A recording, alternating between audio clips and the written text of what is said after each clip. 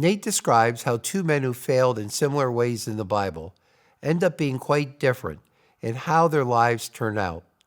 In humbly sharing his own story, paired with biblical examples, Nate helps us see the key underlying ingredients to any recovery process.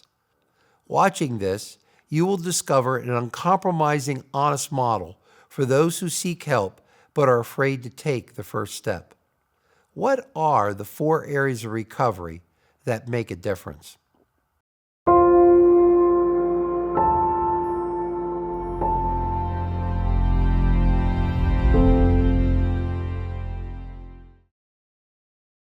One way that we can talk about compulsive sexual behavior and addiction and recovery is to use the example of Samson and David.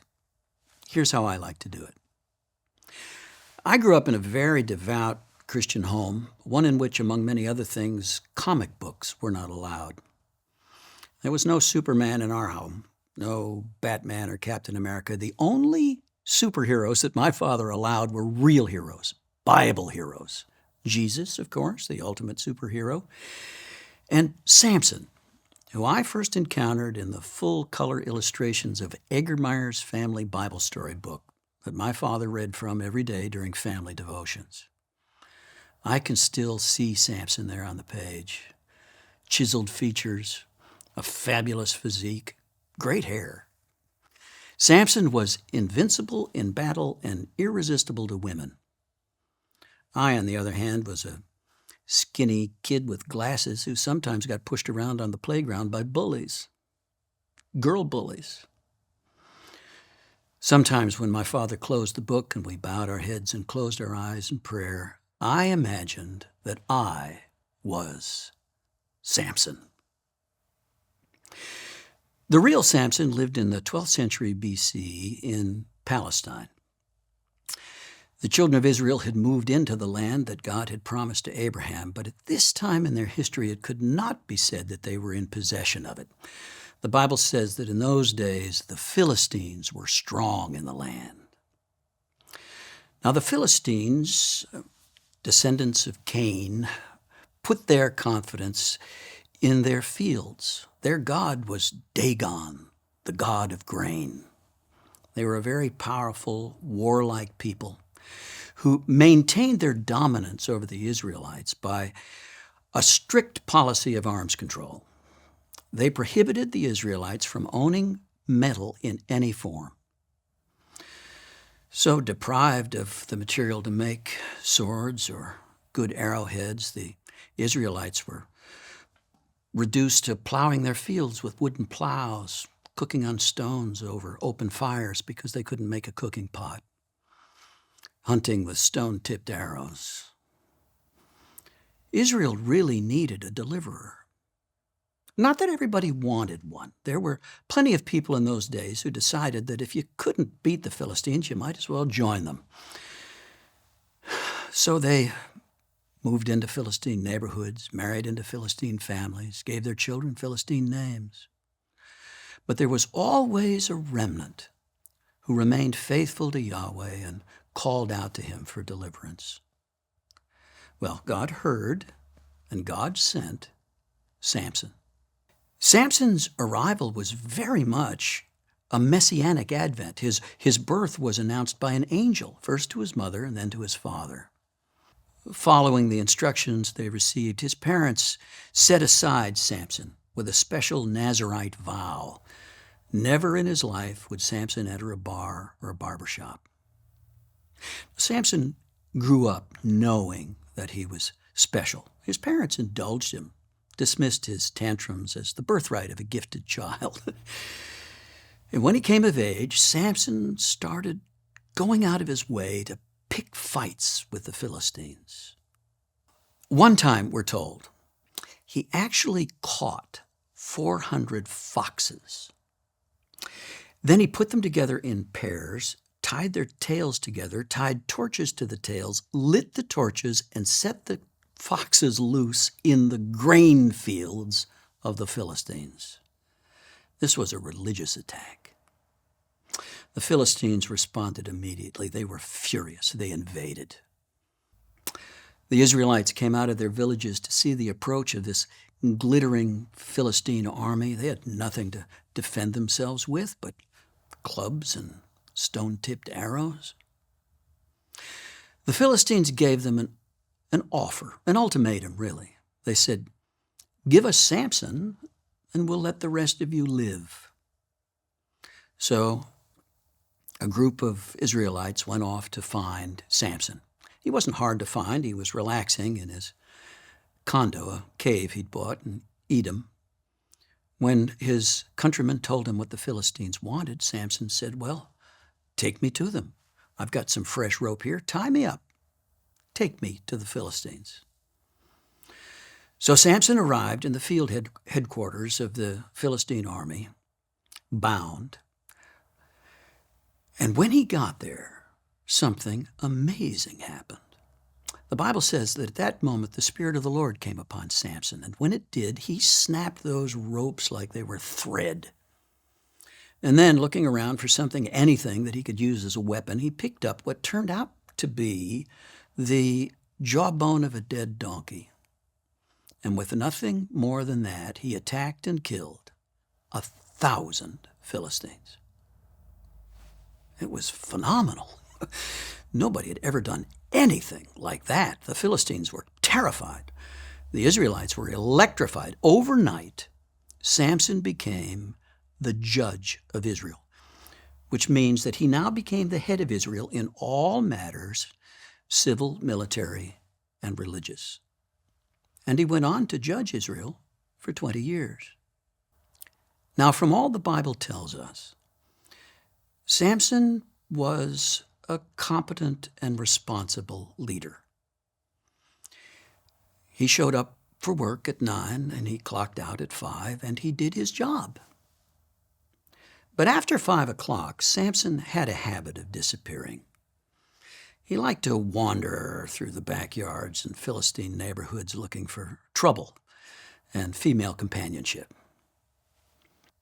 Now, the Philistines did everything they could to catch him. Samson was now their public enemy number one. They set traps, they hired spies. Several times they came within a whisker of catching him. Any sane man would have stopped. But at this point, Samson really thought he was bulletproof.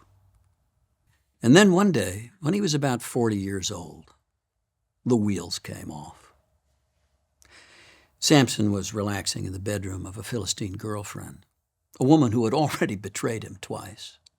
This time, after extracting from him the secret of his great strength, the woman rocked him to sleep, then cut off his hair and called in the Philistines. She woke him with a cry of, "Samson, the Philistines are upon you." Samson leapt to his feet, ready to defend himself, only to find that his strength had fled. The Philistines quickly overpowered him, bound him with chains, gouged out his eyes, and then took him to prison, where they put him to work serving their god, grinding grain. Samson's life was now effectively over. He lived in darkness, walking in circles day after day. But then one day, as if by a miracle, the door to that room burst open, and they took Samson away from the prison. They took him to a great temple not far away, where a festival was underway, the Philistine equivalent of Mardi Gras. They brought him for the entertainment of the crowd. He could hear the crowd as he approached the building, the roar that went up as they brought him into the building. Well, Samson found his way, with the help of a young man, to the 2 pillars that provided the main structural support for the building. Standing between those pillars, he breathed a desperate prayer to God, then pushed the pillars apart. The building collapsed. Samson, the Bible says, killed more Philistines in his death than he'd killed in his entire life. And yet, Samson died a failure. When Samson died, Israel was still enslaved. The Philistines were still in charge. Nothing had changed. Not many years after that, God sent another deliverer. No angels this time. No indication that the youngest son of Jesse was anything special. Not until a visiting prophet called for him and anointed him as king did it become apparent that there was anything special about David. Well, like Samson, David enjoyed early military success against the Philistines. In fact, David went on to do what Samson had never been able to accomplish. He actually defeated the Philistines. He established the free and independent state of Israel with secure borders. David led a revival in worship. He established a capital in Jerusalem and united the 12 tribes of Israel. And then, when he was about 40 years old, the wheels came off. It happened seemingly overnight. David had decided not to go into the field that spring for the military campaign. He'd stayed back. He was on his roof when he caught sight of that beautiful neighbor woman, who it turned out was married. Just that sight ignited something in David. And before he knew it, he had committed adultery and then had covered up that sin with murder. So there we have it. Two great men, two great failures. But after their failures, the lives of these two men went in different directions. Samson never recovered. He died alone, surrounded by enemies. David actually did recover. He went on to become a better man and a better king. He died surrounded by friends and family, and he left a legacy. Why? I believe that David recovered because he could. Samson didn't recover because he couldn't. David recovered because he had learned to do the things that make recovery possible. Samson had never learned to do those things. I want to point out 4 ways in which the lives of these two men are markedly different, and I think that these differences alone account for their different ends. Number 1, Samson was a loner. David made friends. Samson is a major Old Testament figure. His story occupies 4 entire chapters of the book of Judges. We know a great deal about Samson, but of all the Bible tells us, it gives us not the name of a single friend. In fact, the only associate of Samson who is named besides his parents is Delilah, the woman who betrayed him. Because in his own mind, Samson really didn't need friends. Samson was Samson. In his own mind, he was completely unique. There was nobody who would understand him. He was that special. David was different. Yes, he did spend much of his early life alone when his father would send him into the fields to care for the flocks. It was there during those times of solitude that David nourished that beautiful relationship that he had with God. But everything changed for David on the day he met Jonathan. David has just killed Goliath. The giant is lying headless on the ground. People are crowded around David, congratulating him. They're jubilant. Off to the side is Jonathan, the crown prince, heir to the throne. Now, if Jonathan had any political sense, he would have identified David that day as his prime rival, and he would have taken steps to start isolating and eliminating him.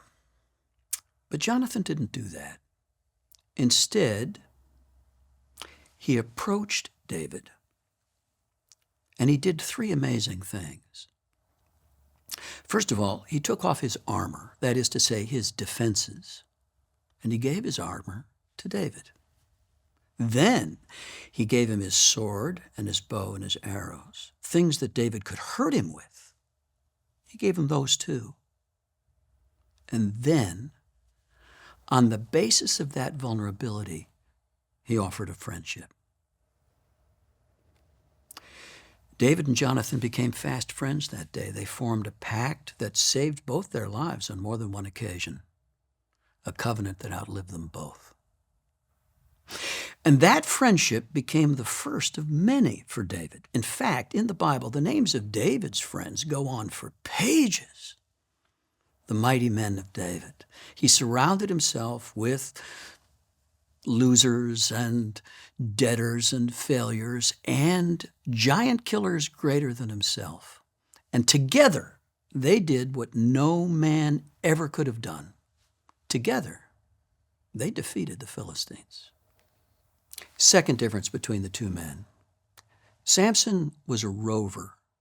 David was a home builder. There are many scenes in the Bible involving Samson, but no domestic ones. Whenever we see Samson, he is off somewhere, usually behind enemy lines, doing something spectacular, and always alone. We see a lot of scenes from David's life as well, and in very few of them, as an adult, is he alone. He isn't always at home. Sometimes he's out campaigning, but always when we see David away from home, he is in the middle of a throng or at the head of one. But the first thing David did after they captured Jerusalem was he built a house for himself there, a fine house, one suitable for raising a family or entertaining friends. In fact, David was home when he fell. When Samson fell, nobody could see him. Nobody knew. Nobody knew where he was. When David fell, he could see home, and home could see him and could come and get him, especially one courageous friend named Nathan. Third difference between the two men. Samson was a man of reflex, David a man of reflection.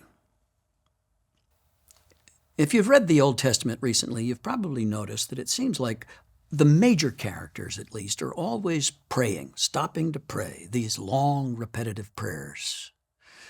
Everybody, that is, except Samson. Samson was a man of action and a man of very few words. In fact, the only prayer of Samson's that is recorded for us is that desperate "God help me" seconds before he died. Aside from that, Samson really didn't talk to God. Samson really didn't talk to other people. Samson was Samson. He kept everything inside. You might say he was emotionally constipated. David was different. So much of what David said is recorded for us in the book of Psalms. And there we see that he said whatever he was feeling. When he was full of faith and gratitude, he said so. When he believed that God was on the throne, he said so. When he was disappointed with God and afraid, he said so. When he was angry with God, he said so. When he wanted God to kill his enemies and their kids, he said so. And not only that, he actually presented those words, those songs to his people to give them language. When they were sad or depressed or angry or afraid, he could give them those words and say, maybe these will help. At one point, David prayed this prayer, "Search me, O God, and know my heart. Try me and know my secret thoughts." David really wanted to know who he was. That wasn't a question that ever occurred to Samson. Samson was blind long before they took his eyes. David lost his sight temporarily after he gazed into that blazing fire of lust, but he regained his sight because David really wanted to see. Fourth difference between the two men. Samson made the big plays. David made the little plays. Samson always did outsized things, things nobody else ever could have done. He made his reputation by killing 1,000 Philistines in one day. David made his reputation by killing one. But David killed the right one. No matter how dire the situation seemed, Samson always carried the conviction that he could turn it around at the last moment. He was the guy who wanted the ball in the closing seconds of the game. He was sure that no matter how far behind he was, he could come back. That's what he was feeling in the closing minutes of his life. This was his chance, his one chance to turn it all around, to salvage his failed life. Yeah, there were 2 outs, 2 strikes, 3 balls at the bottom of the 9th, but he knew he could put that one out of the park, and he buried the ball. The problem is he was more than 3 runs down. David was also tempted by the big play. There was a time when he was sitting in his home, looking around at his happy family, just feeling so blessed, so grateful for all that God had done for him. And the thought struck him that he was living in the finest home in Jerusalem, and God didn't even have a house. All he had was that box they'd carried around the desert.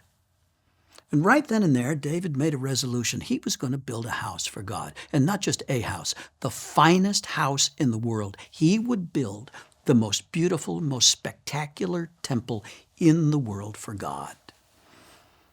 He got all excited, began ordering materials, lining up workmen, making plans.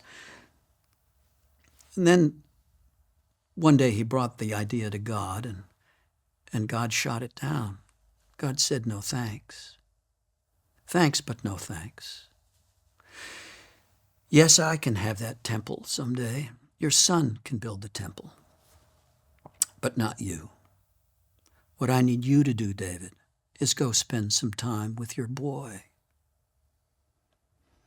And that's all it took. That word from God was all it took for David to cancel the project, put all the materials in storage, and he went and spent time with his boy. I was 42 years old when it finally struck me one day, as I'm sitting on the edge of my bed beside a very confused and angry wife, that my childhood dream had come true. I had become Samson. Like Samson, I had for years found comfort in female companionship, imaginary at first, and then I'd actually betrayed my wife. If there was going to be any hope for me, for us, for a life ahead, I was first going to have to admit that I'm Samson, and then I was somehow going to have to learn to live like David. First thing I needed to do was I needed to find friends. Because although at that point I was well known, nobody knew me. My wife had just discovered that even she didn't know me. The truth is, I didn't even know myself. Now, this was 25 years ago. There weren't a lot of options back then, not nearly as many as there are today. But I finally decided to go to a 12-step meeting. I found one in the town next over. I remember driving into that church parking lot 15 minutes early, sitting there while other people drove up and went inside. I couldn't even find the courage to get out of my car. 7:15, I drove away. The next week, I was back, about to drive away for the second time, when I saw a guy I recognized from church. He was just a guy. But I'd heard him speak up a few times in men's meetings, and there was something about this guy I liked. He was clearly a Christian, clearly loved God, but he was very comfortable in his own skin. Didn't seem like he needed to impress anybody. Here was the most striking thing about him. This guy talked about his sin in the present tense. I followed him inside. And what I found in the basement of that room changed my life. Not all at once, not at first, but it started that night. I remember coming out of that basement room angry, furious that I'd spent a lifetime in church and I'd never before been in a room that safe. I'd never heard honesty like that, ever. Never felt that much empathy, that much love, that much kindness. I'd never heard Jesus like I heard him in that room from a bunch of Samaritans who didn't even seem to know his proper name. They kept referring to him as a higher power. When the meeting was over, the guy from church said, "If you want, I'll walk with you a while." He became my first close male friend since childhood. And this is what he did. In our first conversation, he took off his armor, was completely vulnerable, gave it to me. And then he gave me his bow and his arrows and his sword, things I could hurt him with. And on the basis of that vulnerability, he offered a friendship. And that became the first of many friends in my life. And it was those friends who would change everything.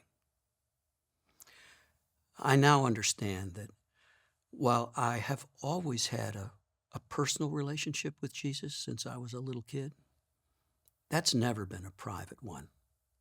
My mistake was that for years I'd been begging God for a private solution to my private problem. When in truth, while Jesus offers a personal relationship to every one of his disciples, he's never offered anyone a private one. He first said, "Follow me," to 2 guys, not just 1. Quickly added 10 more to them. It feels good to know that today I'm part of something, not just an organization. I'm part of an organism, a living, breathing thing whose members are so closely connected we can only move together. It feels good to be known. Affirmation today means something to me because I know people see who I am. The next thing I needed to learn to do was to stop roving, to be home. I'd always been on the move. I was a master at working a room quickly, making a good impression, but never allowing anybody to get too close because they might see inside the facade. But here's the amazing thing. I found that as I let people see my failures and brokenness and weakness, they weren't repelled by that knowledge. They actually moved closer. My relationships actually deepened. Friendship really began to mean something. And I no longer had to live only by my own strength. I could borrow the strength of others. Today, when I travel, I do my very best not to travel alone. And even if I do have to travel alone, somebody always knows where I am. Today's technology actually makes that very easy. I don't go alone in cyberspace anymore, and I don't have to. I can have allies through Covenant Eyes, for example, who see where I am, know where I am, and that keeps me safe. It was also time to learn how to live a life of reflection, not just performance, but reflection.